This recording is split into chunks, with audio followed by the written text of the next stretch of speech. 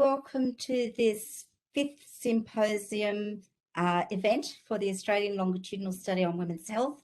It's always a joy and a delight to have these this symposium with these various meetings at the end of the year, and to have a chance to share with you all the work that we've been doing with the ALSWH.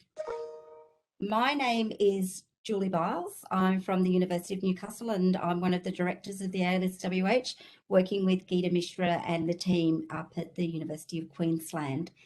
Today we're going to be focusing on ageing.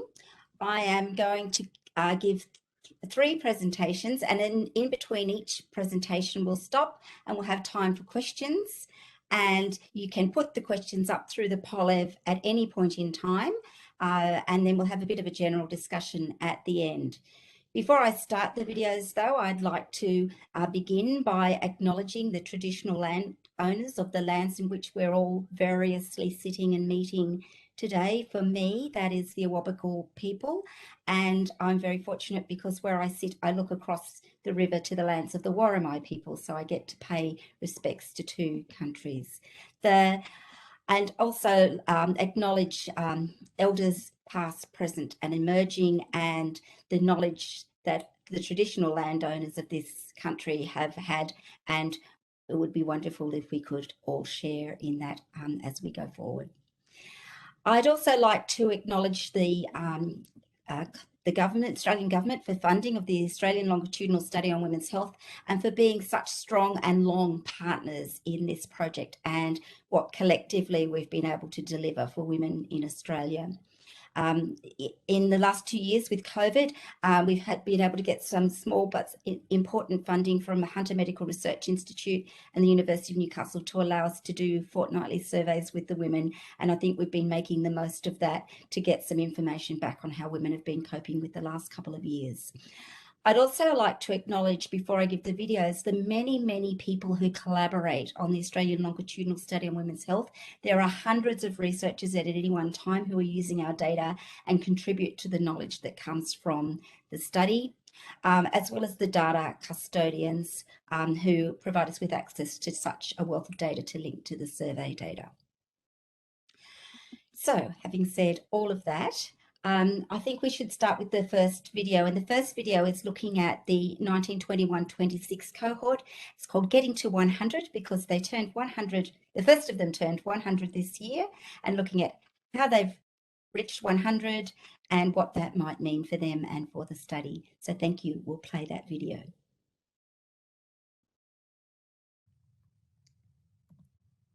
Hi, I'm Julie Byles, and 2021 is a very special year. It's the year that the first of the women in the Australian Longitudinal Study on Women's Health turned 100. So today I'm going to give you an overview of where the women in the 1921-26 cohort are at, how they arrived there, and who was lost along the way. And celebrating this centenarian study, which combines quantitative survey data, linked administrative health and aged care, and qualitative data derived from the women's own words on the back of the survey.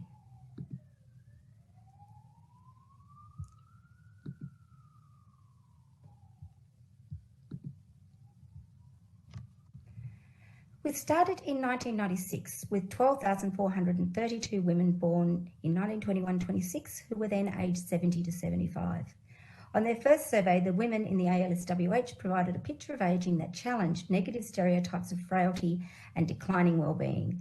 Over 1/3 rated health as an excellent or very good, and 4% rated their health as poor.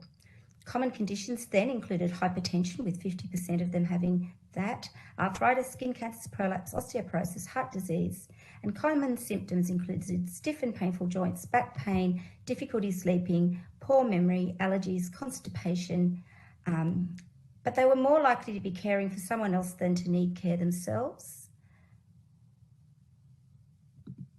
And the first survey results were published in the Australian Journal of Ageing with the title Over the Hill and Picking Up Speed, borrowing from a quote made by one of the women in the study. Over time, many women have died, and some have withdrawn from the study, and some are being tracked, and some have been lost. In 2021, we still have 492 women in the study, aged around 90 to 100 or a little bit more, and this makes Australian longitudinal study on women's health, one of the larger and longest running centenarian studies in the world. Moreover, since we have access to linked data, we have an enormous amount of information on health and healthcare use and aged care use. We also have 25 years of qualitative comments made by the women on the backs of their surveys, telling the stories of their lives. In 2019-20, we interviewed 52 women in their late 90s to gather further insights into their daily lives at these very old ages. Those who turn 100 receive a birthday card featuring an image of a 1920s woman looking in a mirror entitled Reflections on Life. So far, we've sent around 20 birthday cards to happy 100-year-olds.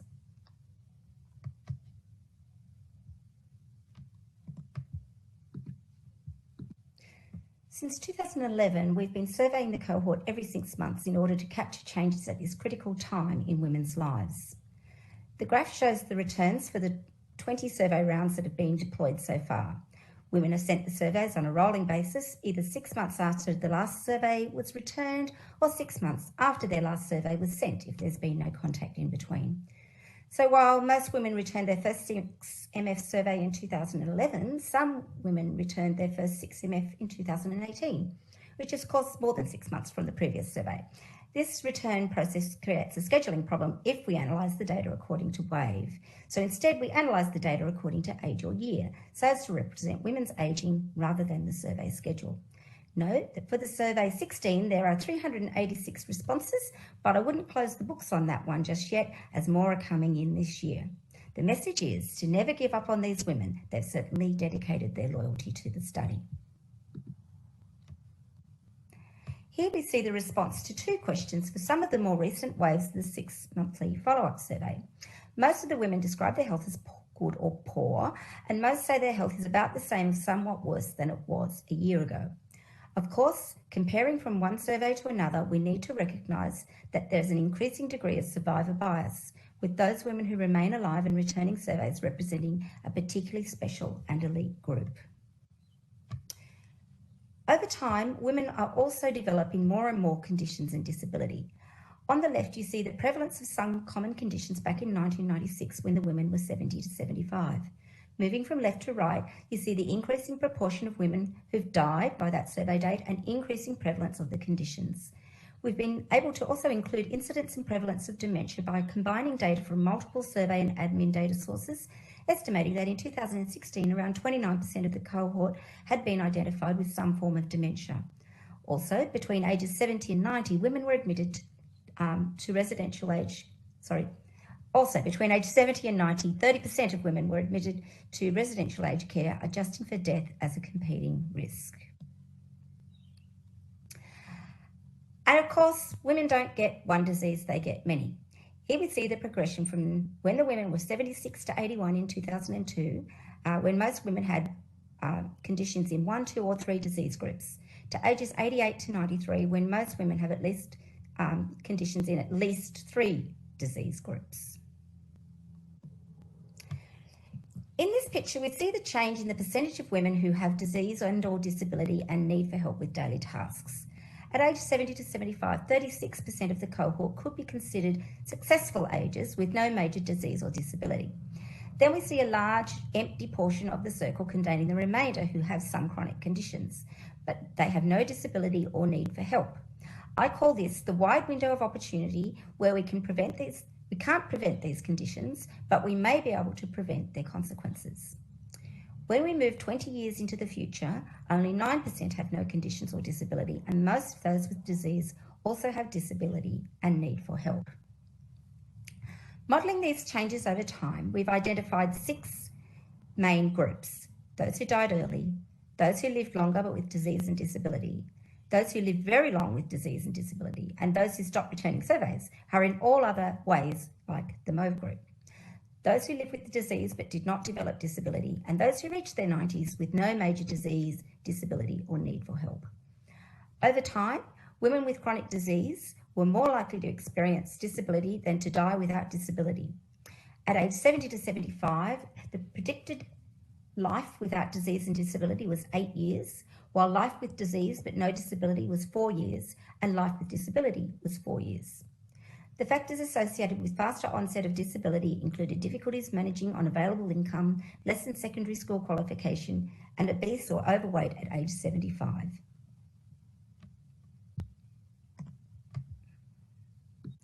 Here we show the disability-free life expectancy for when the women were in their 70s. Most of the women in this cohort did not finish high school, and mostly they were non-smokers. 1 in 5 of the women participated in at least 20 minutes of vigorous activity at least once per week. From age 70, these women had a total life expectancy of 20.4 years, living through to their 90s, with 16.3 of those years free of disability. However, if the women did not exercise, they lost around 1 year of life on average and spent more of their remaining life with disability.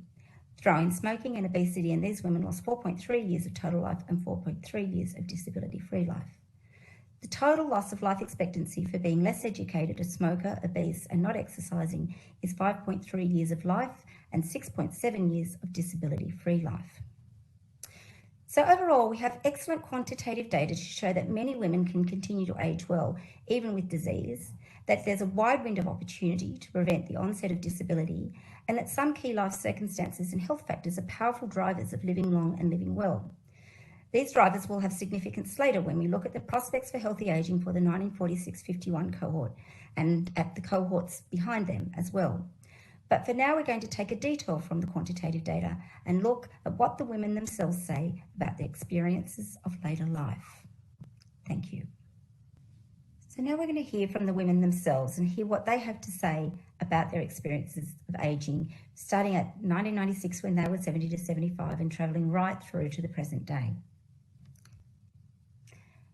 These stories come from the interviews that we undertook with the women over the last couple of years when they were in their mid to late 90s. One of the questions we asked them was, how does it feel to be 90? Generally, this question was answered with, I'm really very well, depending on the day, with some days better than others. Most women recognise the effects of ageing on their body and their intrinsic capacity, and that they were slowing down a bit. I'd like new legs and a bit more breath, but other than that, I'm just, each day comes along and I deal with it. Well, I'm very slow moving. I can't do what I want to do, but I'm going all right. Another says, it's our physical capabilities that mostly annoy us. Everything becomes an effort. We joke about by the time you get yourself dressed and fed and make the bed, you're ready to get back into bed again. However, there was a sense of acceptance that physical limitations and health problems were a part of life and normal for their age, and so they just got on with things. Oh, well, I mean, I've got a few health problems, but I'm feeling pretty good. They're nothing you can't do anything about. I'm just rattling around with pills and that to fix them up, and puffers. There was also a sense that there was no point complaining. Well, when people ask me, how are you? I say, I'm fantastic, because I don't feel that anybody really wants to know how I am. So I find by saying that I'm fantastic, that I bring a laugh or a smile, and on we go. There was an overwhelming sense of good fortune and gratitude, with every woman using words such as lucky, fortunate, and grateful. There was also a strong theme of resilience and a resourcefulness in the women's abilities to make adjustments and to use support systems to continue to live a fulfilled life. As one said, I think when you hit the 80s, you're going to find yourself slowing down, which everybody does, to a certain degree. But I think you have got to have something there to step in to take the place. Because once you step away, you stop doing something and you've got that lack of time. You've got to have something to take over in that place. Otherwise, your mind is not going to keep occupied. And I say, if you don't keep your mind occupied, it's not good for you, and you must. So many people have said to me, why bother cooking? Why don't you just go and get Meals on Wheels? Why don't you get that? I've been through that when I was in another organisation, and everyone that had it, they were always complaining about their meals. And I thought, no, while I can cook, I can occupy my mind and I can cook what I want, and I like to go and do my own shopping. Somebody takes me. I think you have to go to work on how you're going to survive. When asked about being in their 90s, many women expressed amazement at their own age, and they felt no different to their younger selves, even if the external parts don't work as well. Most women had no explanation for their longevity, but considered it maybe due to good genes or family history of longevity, healthy diet and lifestyle, and luck of the draw. Others ascribed their long life to having purpose and being engaged in the community. When asked how they got to be their age, a few women simply stated, I'm still alive. However, a few women express strong negative feelings about being old. I don't value very much and I'd like to sort of cark it. Well, I don't see any other point other than looking after my dog and cat. I don't see any point in hanging around. I don't value anything very much. I'd like to sort of cark it. I grow too old. I really wish that I didn't grow too old. I suppose that's the truth of the matter. I wouldn't mind at all. I have no fear of death and I wouldn't mind popping off any time now. If the concept of healthy aging is framed around the abilities of people to do and be the things they choose to do and have reason to value, then understanding what women choose to do at this life stage is of fundamental importance. The activities women engaged in range from relatively passive individual pursuits such as reading or sewing to social activities such as cards to strong engagement and purpose in family and communities. For those with good vision, reading was a common activity. Where vision was a limitation, women were able to listen to audiobooks, listen to radio, or watch TV.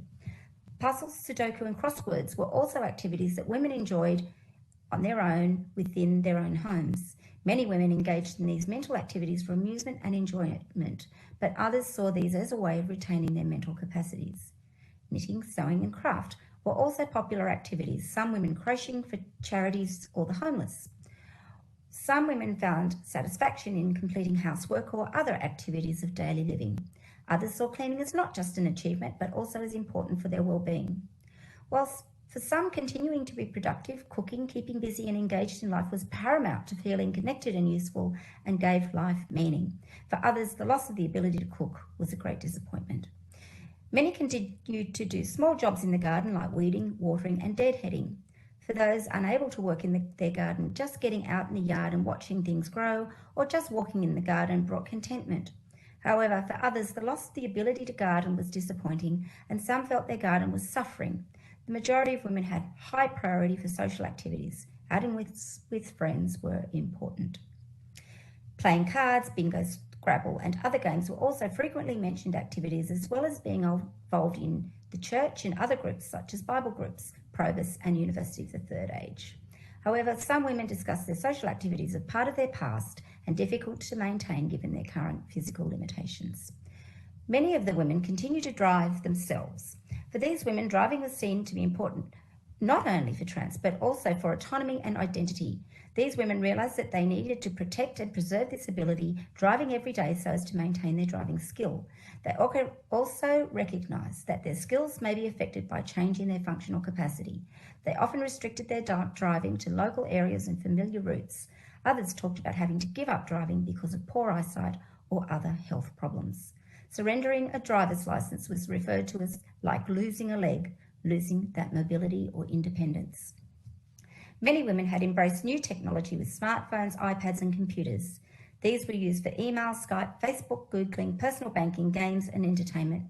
One participant was currently playing 12 games of Words with Friends, an online Scrabble game with relatives with young great-granddaughters and 2 sons and a daughter, and playing with a string of friends. Some women were surprised by their ability to learn new technology. Others were reluctant and felt they'd missed the boat. Family was a strong theme throughout the interviews, which brought much happiness, and ongoing community participation was also important. Many took joy in remembering and in just being. One woman said, "I have a favourite song that when I get up in the morning, it's usually the first thing I'd say. It's Monty Python's Always Look on the Bright Side of Life. Da-da, da-da, da-da, da-da." So I do a little dance with the da-da-da-da-da bit, and that's my best advice to anybody. Just always look on the bright side of life because it's not that long. You think it is. I've got to wait 6 months before I can go on holidays, But that 6 months is like 6 minutes when you're 90. It goes so fast you can't believe how fast it does go. I don't know how I ever got to be this age. Thank you. Okay, so let's take a few questions and then we're going to move to the next cohort and see where they're up to. Oh, thank you, Eileen. Now, I've got to find this thing where you put the questions up. I did put it here, but then hang on, it's here somewhere. Right, okay. Have we got any questions in the chat, in the, what do you call this, Polev? If not, in the interest of time, we might jump to the next video, and please continue to put the questions in here. But otherwise, we might jump to the next video, and which is about the next cohort, the women who were born 1946 to 51, but who are now in their 70s. So you've gone 75 to 95. Now we're going to go from the ages 45 up to 70 to 75. So let's have a look at that instalment.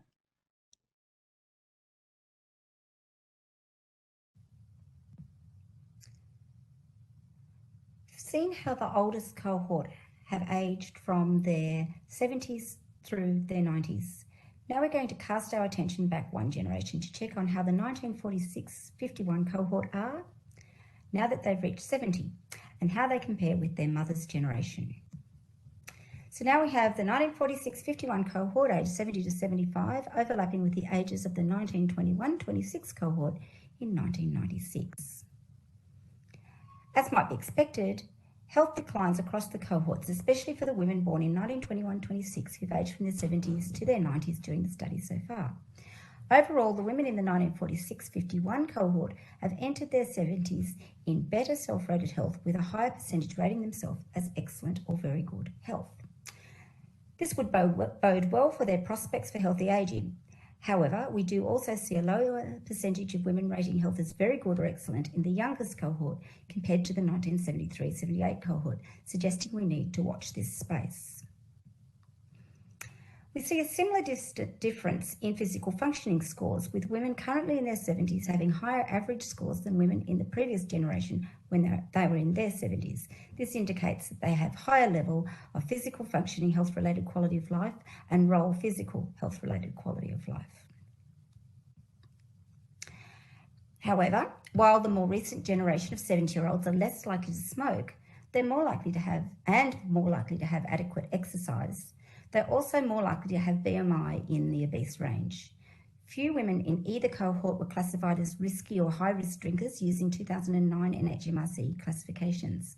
The more recent generation of 70-year-olds were also more likely to report being in a violent relationship. However, the ever in a violent relationship variable takes data from surveys 1 and 4 to 9 for this cohort, whereas only survey 1 has been used for the 1921-26. So we may be underestimating violent in that older cohort.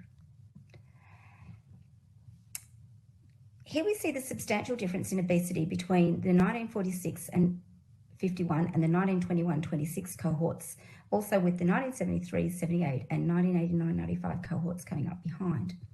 The older women have much lower prevalence of obesity at baseline survey and declining since then.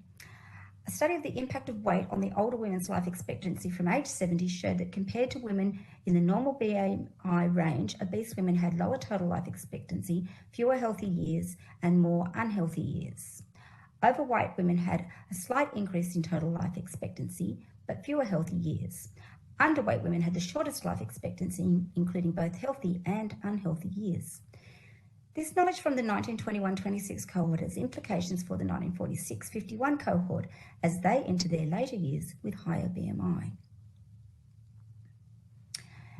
The obesity in the 1946-51 cohort increased for about the first 20 years of the study, but has then started to plateau and now decline. This may be due to more obese women no longer participating in the surveys, possibly because of their poorer health, or to weight loss due to decreasing muscle mass and poorer health, or healthy weight loss. However, even if they lose weight as they age, these women appear to have spent more time being obese than the previous generation. A higher percentage of women in the 1989 cohort, shown there in red, were obese when they were aged 18 to 23 compared to the 1973-78 cohort at the same age. Obesity has also increased rapidly in that 1989-95 cohort. Similarly, the prevalence of obesity at age 40 was higher among the 1973-78 cohort at the right end of the blue line than among the 1946-51 cohort at the beginning of the green line. And those obesity percentages are continuing on an increasing trajectory. Physical activity has increased with age, declining sharply after the age of 70 in both the 1946-51 and the 1921-26 cohorts. The early decrease in the 1946-51 cohort may signal an age or life stage opportunity to promote continued or increased engagement in physical activity as necessary for healthy aging. Now, the 1946-51 cohort were more educated on average than the 1921-26 cohort, with most finishing high school. 2 in 5 of the women participated in at least 20 minutes of vigorous activity at least once per week, and if they were non-smokers, not obese and exercise, we predict that these women could be expected to live another 23.7 years from age 70 to their mid-90s, and most of these years will be free of disability. If they're sedentary, they can expect to live 1.7 years less and with greater proportion of their remaining life with disability. Throw in obesity and their total life expectancy drops to 18.6 years, with more years living with disability.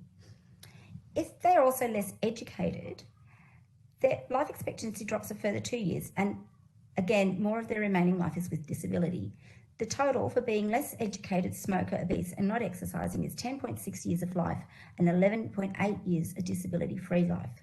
So here we can see, in rather stark terms, the very strong impact of social and economic disadvantages and of heavier weight on these women's prospects for healthy ageing. So whilst on average the prospects are excellent, for certain subsections of the population the prospects are pretty poor.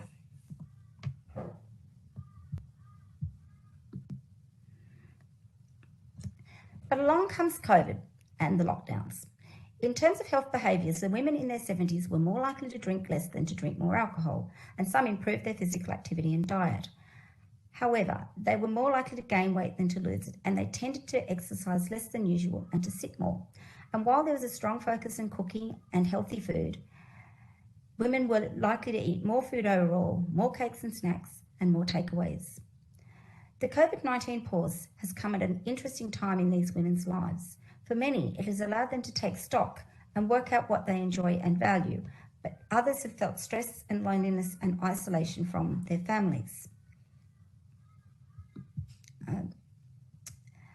Worry and concern and disruption of their ability to provide care. The health effects will take some time to be borne out. We'll need to play catch up in terms of exercise and healthy eating, screening and management of chronic disease. As we come out of COVID, we need to ramp up our efforts to help people regain or attain healthy habits, to continue to value the things that bring life meaning, and to treasure the community, connections and kindness created by all being in the same storm. So looking to the future generations, women in the 1973 and 78 and 1989-95 cohorts show even further improvements in smoking less and exercising more. So snaps for them. However, each successive cohort is heavier with higher prevalence of obesity. Women in the 1989-95 cohort are also reporting worse self-rated health and more signs of psychological distress.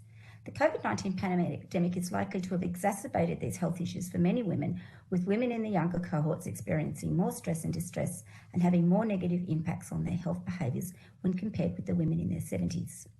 Cumulatively, these factors set off some alarms for the future of these women as they age, including their ability to continue working, the onset of disease such as diabetes and arthritis, effects on quality of life, disability and need for healthcare.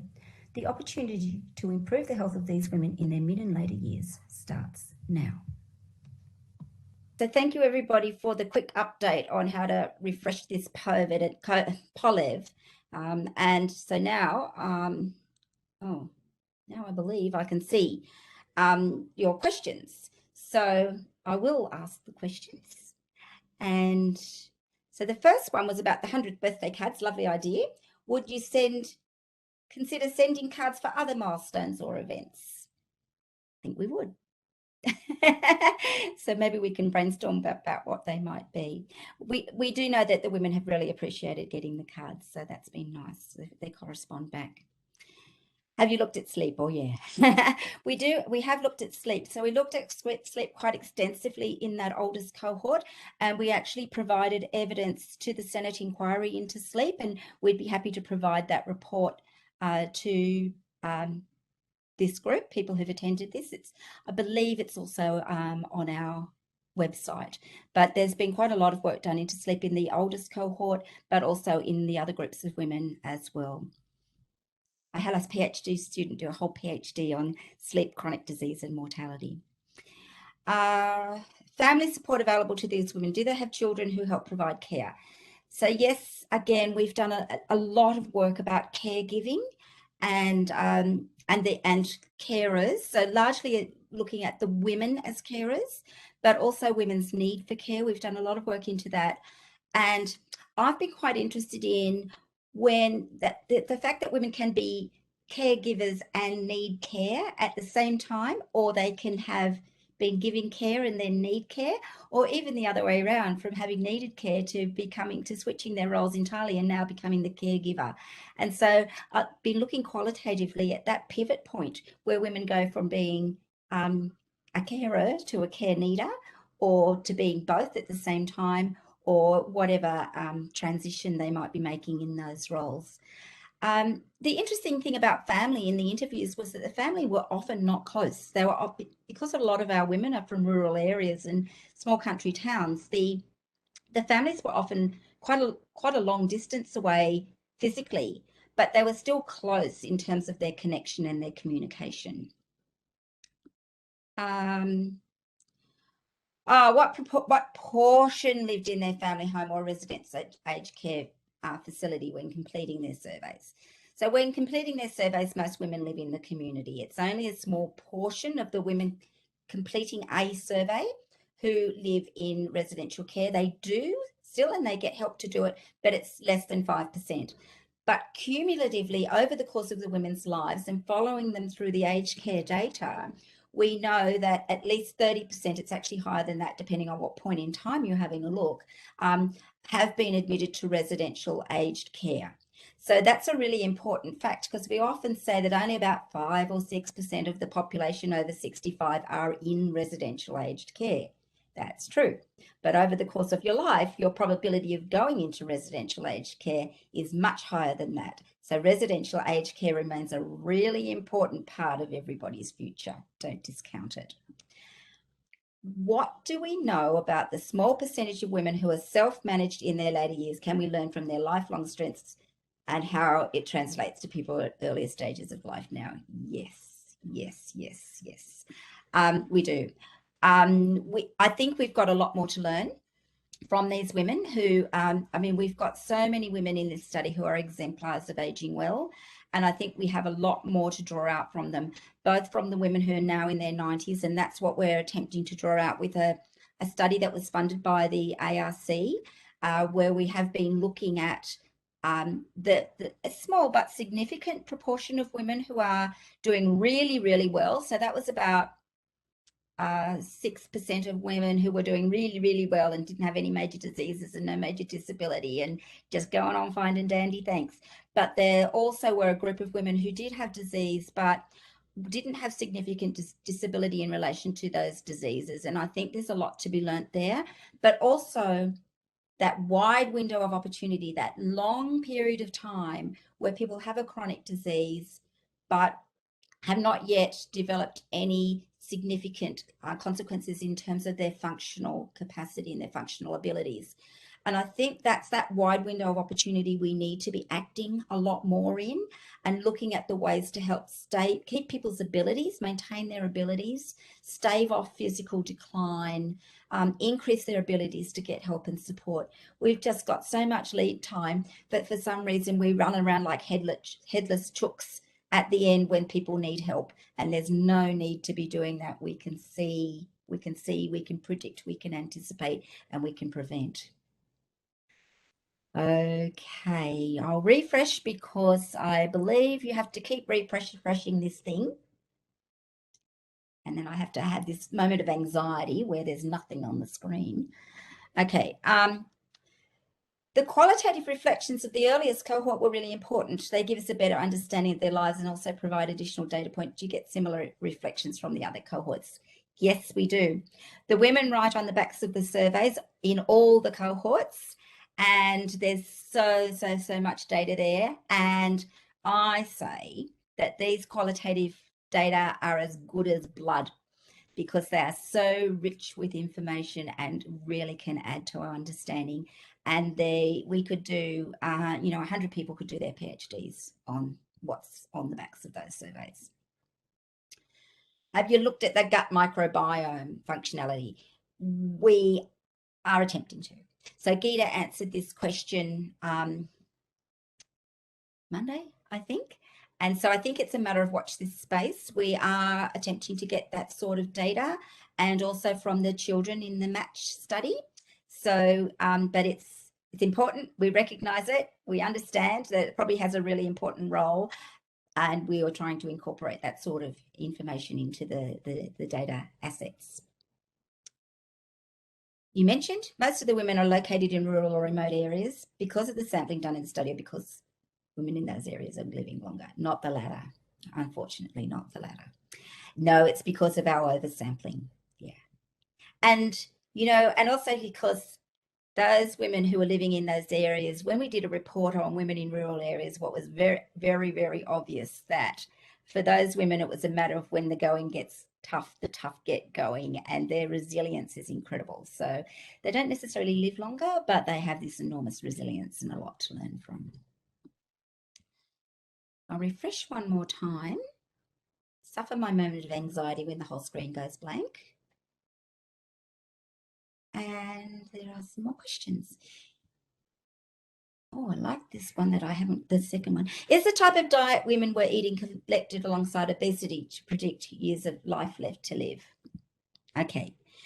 In the 1946-51 cohort, we have absolutely amazing dietary data. You will not find better unless you go to China, where they measure what people have in their cupboards one day and what's not in the cupboards the next day because they ate it.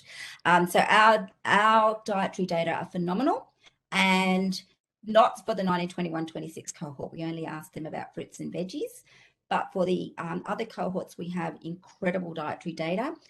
But no, we have not yet entered those dietary data variables into our healthy and disability-free life expectancy estimates, but that's something that could be done. And the next question is, if someone in the department wanted to do a PhD using the ALSWH data, what would the process be? Talk to any of us. And yes, you can. You are very, very welcome. Talk to us. We'll talk to you about what might work and not work, and then you can apply either through the Dataverse. So there's some data that can be just downloaded through a bureaucratic online registration process, or you can apply through our data access approach. And you know, it'd be a good idea to have one. Well, you need one of us as a liaison. It would be a good idea to have one as us as a co-supervisor. And so, yes, you're all very welcome. And if we get 50 people from the department doing PhDs next year, we'd be cheering. All right. At this point, I think there may be some more questions coming in, but let's let them accumulate, and let's watch the final video, which is a little bit different, because in this final video, I'm looking towards the decade of healthy aging, which is this decade, 2021 going through to 2030, and how ALSWH might position itself in relation to the decade and providing information and understanding for that. So thank you. So now we're going to start looking towards the future and consider the WHO Decade of Healthy Aging, which we're actually 2 years into the decade at the moment. So the oldest cohort in the ALSWH are now in their 90s, and they've seen a lifetime of change in themselves and in the world around them. The last 100 years have brought tremendous gains in life expectancy and an increase in the proportion of the world's population aged 60 years and over. Governments around the world have recognised population ageing as both a tremendous achievement and a momentous challenge, with calls for coordinated responses to not only cope with this demographic shift, but to capitalise on this public health triumph. These responses need to play out in the lives of individuals, beginning before birth and extending to the end of life, in our social structures and attitudes, and what services we deliver and how we deliver them, and in holistic integrated government policies. So the Decade of Healthy Aging, in the simplest terms, imagines a world in which all people can live longer and healthier lives through things like age-friendly communities, person-centred integrated care, community-based social care and support, and also, very importantly, understanding and measuring our success in achieving those things. In 2015, the World Health Organization developed a concept of healthy aging, defined as the process of developing and maintaining the functional ability that enables well-being in older age, which is affected by intrinsic capacity, which is your physical and mental capacities of an individual, and your environments, the home, community services, ecosystem, and broader society. And together, these work in balance to result in people being able to do the things they choose to do and have reason to value. It's hypothesised that there are multiple trajectories through older age, with some people maintaining very high levels of functional capacity and some experiencing decline in their intrinsic capacity and requiring additional supports. The goal of healthy ageing is to build and maintain for as long as possible either the intrinsic capacity and or the environmental supports that enable people to do things to continue to do the things they have reason to value. In the ALSWH, we've been able to identify these different trajectories, and our results are similar to the WHO Healthy Ageing model, but there's one significant difference. Our model shows a large difference in the starting points and not just a difference in the slopes. If we take the first point group as the ideal, then some of the factors associated with being in this ideal group and not in that worst group are higher education. So you're 62% less likely to have poor physical function if you've got higher education. Exercise, if you're in the highest exercise class, you are 96% less likely to have poor physical function. If you are BMI, overweight or obese, you're 5 times more likely to have poor physical function if you're overweight, and 26 times more likely to have poor physical function if you start your older age obese. Smoking increases your risk of poor physical function, but also your risk of death, of course. And each disease, many diseases also affect which line you're going to be on. So arthritis increases the risk of poor physical function by a factor of 11, stroke by a factor of 4, osteoporosis 4, heart disease 5, diabetes about 4, hypertension about 4, bronchitis about 2, asthma about 2. But if you'll remember that nobody has just one disease, so each comorbidity increases these the probability of poor physical function by another factor of 3.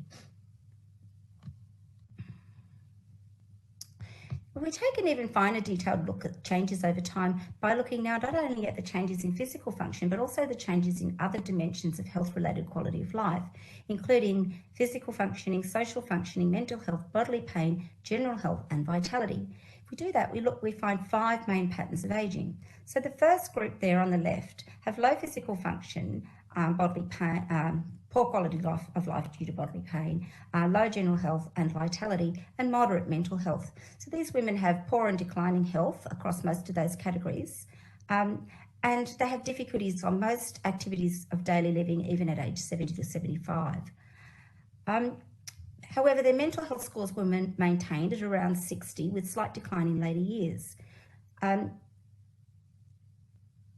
The next group, and number 2, had high to declining to moderate physical function, high social function, mental health, low, high quality of life in relation to bodily pain, high general health, and high vitality. So scores for all subscales for this group started high at around 80, a steady decline in physical function scores, but with those scores remaining above 40, meaning women could do most things even with a little bit of help. Other scores remained above 60, except for vitality in later years.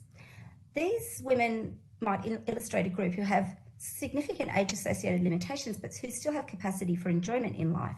It's possible that the delay in their social functioning may have been preventable with more intensive support to attend social outings and interactions, and that these women had more difficulty managing on income, indicating that there may be some socioeconomic factors that increase the difficulty maintaining social connections for these women.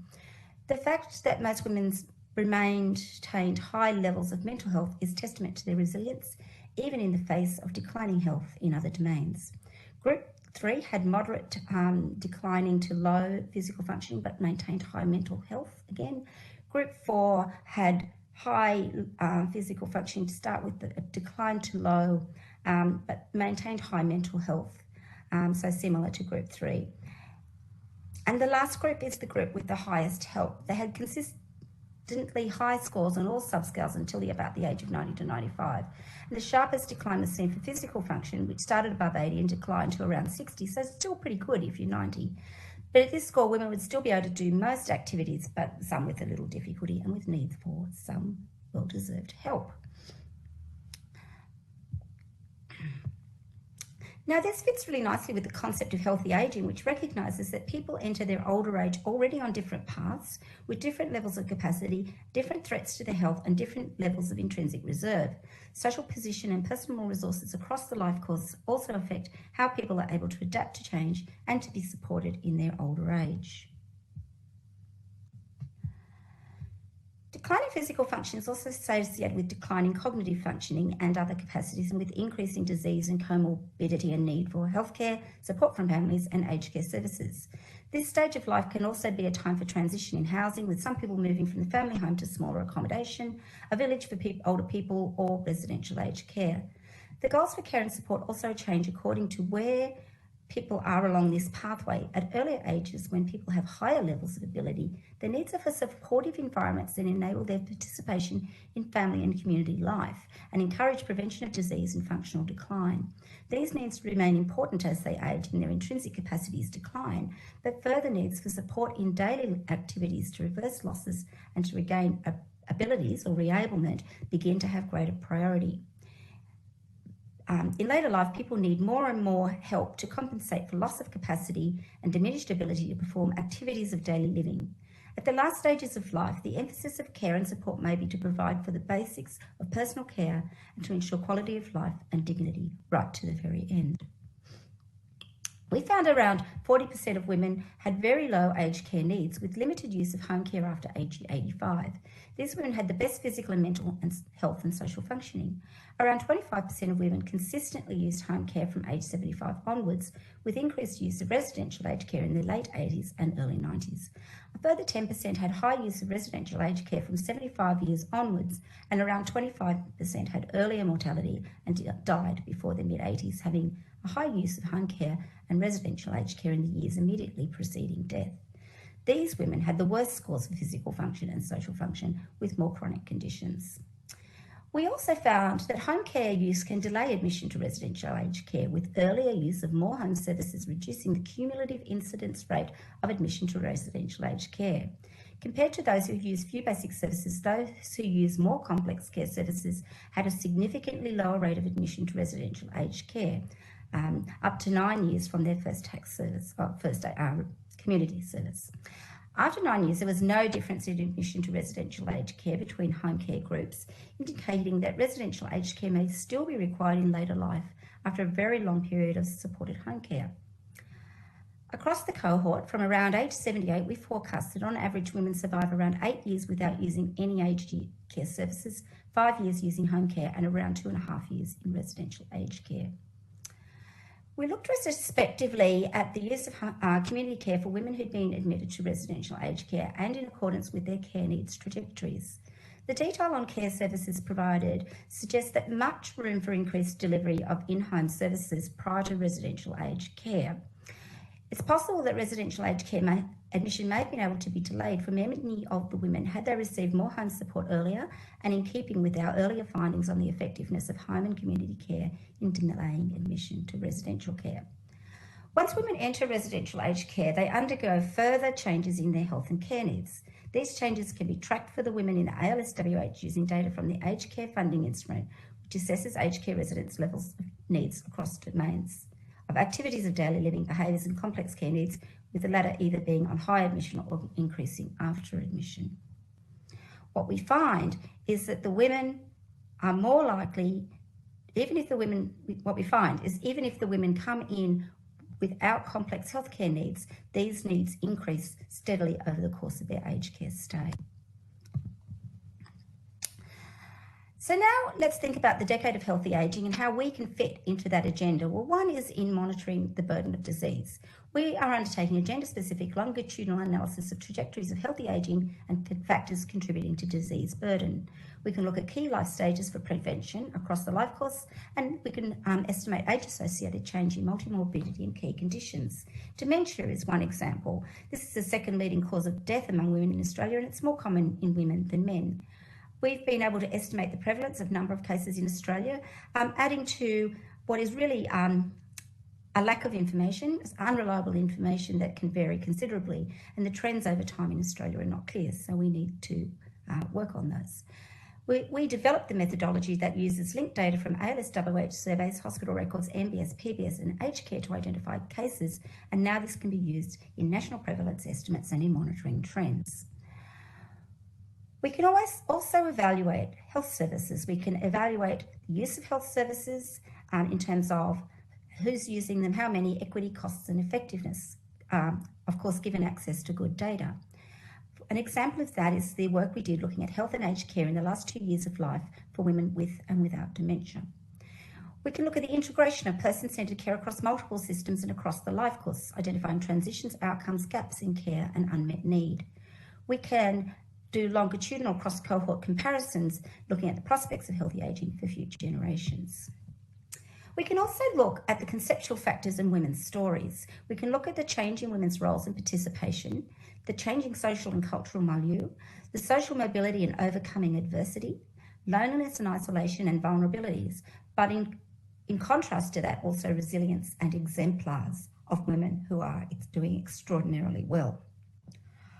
Finally, we're able to have a huge amount of representation and influence. For example, we contribute to many, many government inquiries and committees, national, cross-national and multi-country studies. We're on the Australian Academy of Health and Medical Science.